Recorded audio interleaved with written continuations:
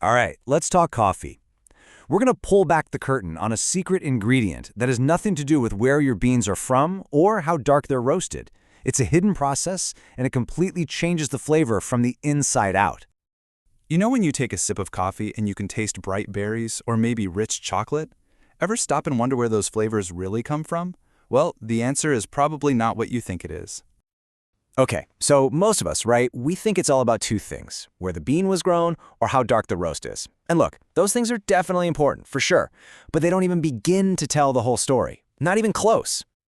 The real magic, the true source of all that incredible flavor potential, happens way before the roaster even gets a hold of the beans. It's unlocked in a critical, often overlooked step, a hidden process called fermentation. And honestly, it changes everything. So to really get this, we've got to zoom in, like way in, right down to the molecular level of the coffee bean. This is where a massive chemical transformation takes place. And we're not just talking about washing the fruit off the outside, this is about completely rewiring the bean's internal chemistry. The key thing you got to wrap your head around is this idea of flavor precursors. Just think of them as the raw ingredients for flavor, the chemical building blocks for all the tastes and aromas. Fermentation is what creates them, but it's the intense heat from roasting that actually unlocks them, turning all that potential into the delicious notes we love in our cup.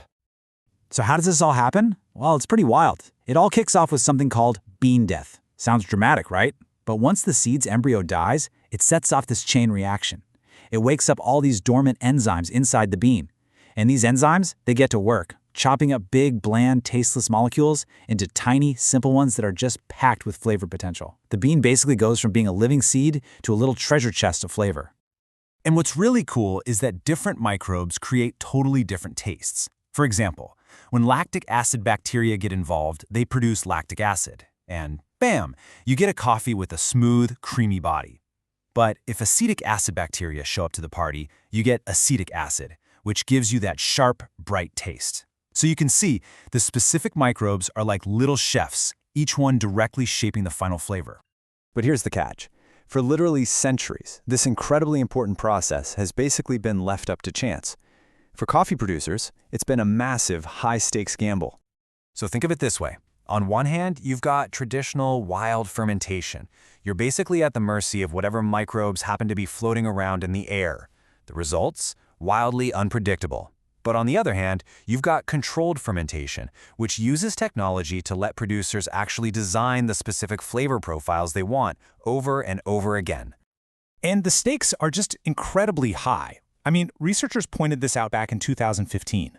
This lack of control makes it so hard for producers to create batches with those distinctive, uniform flavors that the specialty coffee market is willing to pay top dollar for. And for the farmers themselves, that inconsistency can be an absolute disaster. If you get it wrong, ferment too long or not long enough, you can ruin your entire harvest. You get these awful sour flavors, and a crop that should have been really valuable suddenly becomes a major financial loss. People knew there had to be a better way. And guess what? There is. This is where science steps in to bring some precision and control to all that chaos. And it's not just the theory. It's happening right now in one of the best coffee-growing regions in the world. So our story takes us to Villa Rica, Peru. This place is famous for its exceptional coffee. And the producers there are really trying to push the boundaries of quality by tackling this whole fermentation problem head-on. So what's the solution? It's this amazing piece of technology, a stainless steel anaerobic bioreactor. Now that sounds complex, but it's really just a super smart, sealed tank that gives producers total automated control over all the important stuff, like temperature, pH, and oxygen.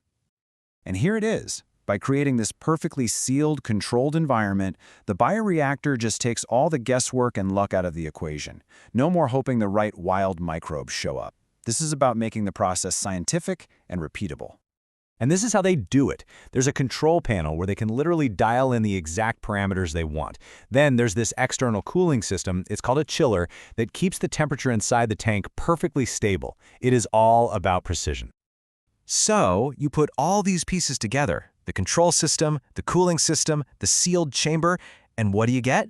You give producers the power to follow a specific flavor recipe, creating exceptional, high-value specialty coffees, batch after batch after batch. Okay, so the tech is impressive, no doubt. But does it actually make the coffee taste any better? Let's look at the data and see what the professional tasters thought. Well, the results are pretty striking. In the study, coffee from the controlled bioreactor scored an incredible 86.77 points on the official Specialty Coffee Association scale. I mean, that is significantly higher than the other methods. The science clearly works. So what does an 86-point coffee even taste like? Well, this sensory chart tells us. The winning coffee got top marks for uniformity, balance, and having a clean cup. The tasters describe notes of, get this, fruity honey, golden raisins, pineapple molasses, and a really sweet finish. That right there is the taste of control. The tasters also loved its fruity acidity. Now, quick sidebar. When we talk about acidity in coffee, we're not talking about sourness. It's that desirable, bright, fresh quality you get from the exact same acids you'd find in a lemon or a green apple. It's a key sign of a really high-quality coffee. So ultimately, what this tech does is it transforms fermentation from a total gamble into a precise recipe. It gives producers a reliable tool they can use to unlock specific, complex, and amazing flavor profiles every single time. So, let's recap.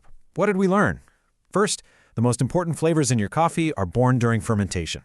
Second, the old way of doing it was a complete roll of the dice. But now, controlled fermentation is unlocking incredible consistency and quality. Bottom line is, technology is fundamentally changing how our coffee tastes. And that leaves us with a really exciting thought. We are just at the very beginning of this flavor revolution. As science keeps giving producers new tools to unlock even more complex, even more exotic flavors, it just makes you wonder, what new tastes are out there waiting to be discovered? And what will your next cup of coffee taste like?